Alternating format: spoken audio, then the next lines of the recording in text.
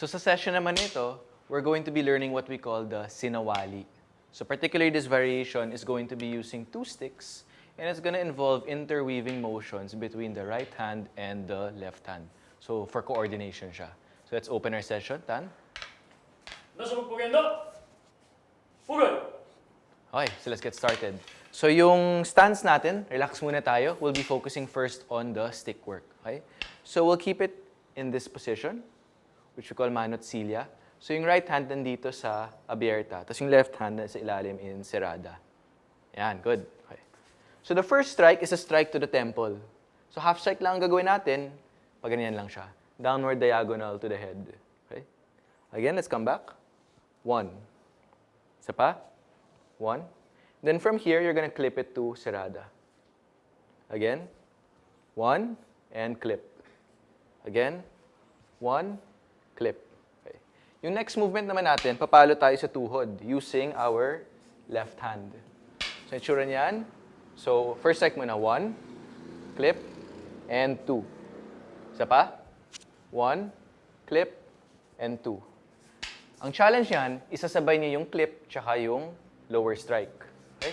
So, itsura niyan is 1 and 2. Switch niya siya. Yun yung weaving motion na ginagawa natin. Kaya siya tinatawag na sinawali. So, isa pa. 1 to the head.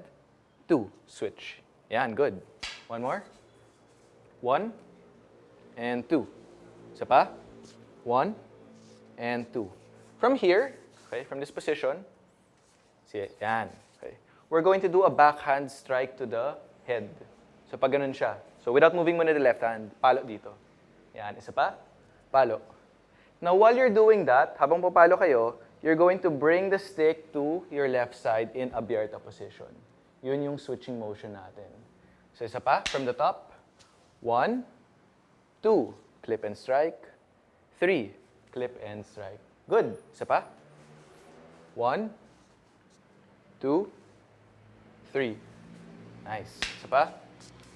1, 2, 3. Yan, nice. So now we're gonna do it in the left side. Okay?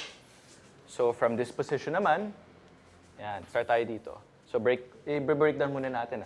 So strike to the temple. Okay, balik. Strike to the temple. Balik. Ngayon, strike to the temple and clip. Isa pa. Strike to the temple, clip. One more. Strike to the temple, clip as you strike the knee. Okay, good. One more. 1 and 2. Again. 1, 2. Isa pa. 1 and 2. From here, last strike. So again, papalo tayo pag ganun. Sige, warm up niyo lang muna. Yan. At the same time, you're going to switch and bring this up here.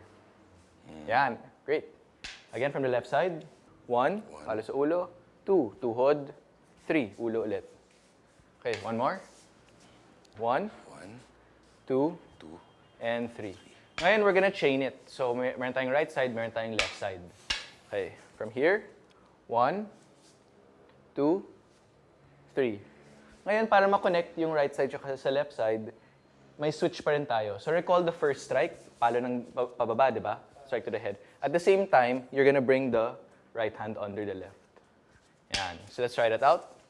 By the count muna. 1, 2, 3. And then the other side, bring this under. 1. Yan, palo sa ulo. Good. 2. And 3. Yan, so we're back to where we started. So same thing then, yung left hand, we're gonna bring it under here. 1, 2, 3. So from there, pwede nyo nang gawin fluidly ng pagganon. So again, recap. So ang target points natin is the head, the knee, the head, and then same thing, the head, the knee, and then the head. And then when you do it continuously, pag ganun yung itsura. So meron na siyang konting fluidity. And when you do it with a partner, which we'll try now, it's gonna look like this.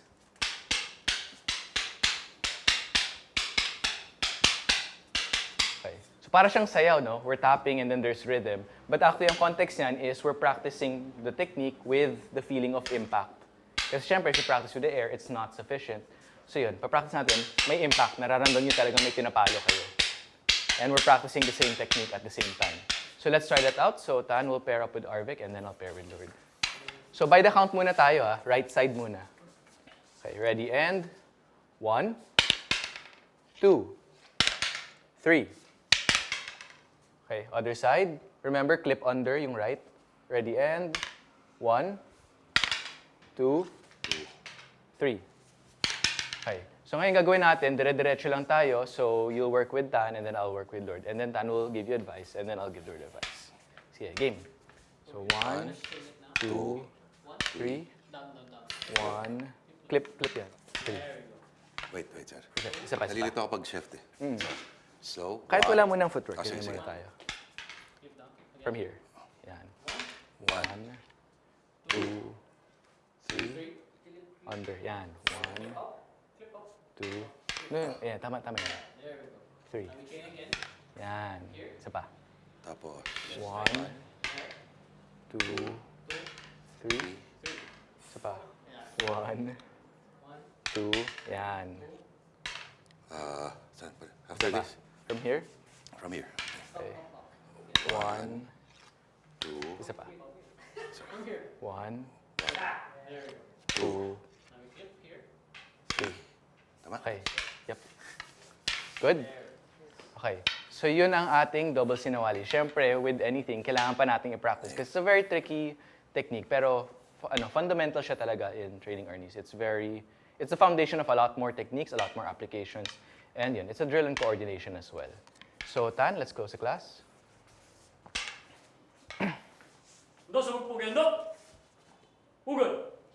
Okay.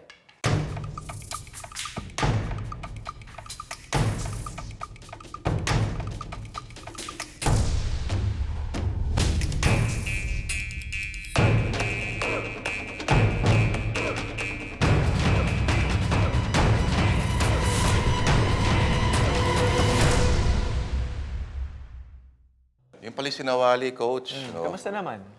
Okay, parang kala mo simple pero komplikado siya. Pero dapat paulit-ulit mong ginagawa. ano? Repetition talaga, Oo. practice. Ikaw, Kambal, anong tingin mo sa Sinawali? Mas na-enjoy ko siya kasi may partner. And alam mo yung dynamic and yung hampas din talaga siya. Nalalagyan siya ng context compared to just practicing on the air, no? Tama. Okay, pero para sa'yo, coach, Kambal, ito mahalagang tanong to. No? Yes. It cuts right down to the heart of Arnis. Ano mas masakit? Ang tamaan ng stick ng Arnis o yung magmahal? Tamaan ng stick siguro para sa akin. O, ikaw Kambal, ang tingin mo? Tingin ko, mas masakit. Mahal, bro. Tingin mo ba yung Sinawali parang pag-ibig din? Oo. Bakit? Mas masaya kasi dalawa kayo. Yan, matindi naman. Okay, so, coach, huling Yes. tip sa mga gustong ma-master itong Sinawali na tinatawag natin. Definitely, talagang it goes down to repetition. Uulit-ulitin niyo yan para talagang, yan, ma-master mo yung techniques. Yan, paulit-ulit ko yung sinasabi, di ba? Repetition. Pero yun, it really comes down to practice. Medyo boring pag ginagawa ng paulit-ulit, pero kailangan talaga. Hindi makukuha yan sa repeated viewing sa YouTube. Dapat gawin talaga nila yan. Yan mga kapatid.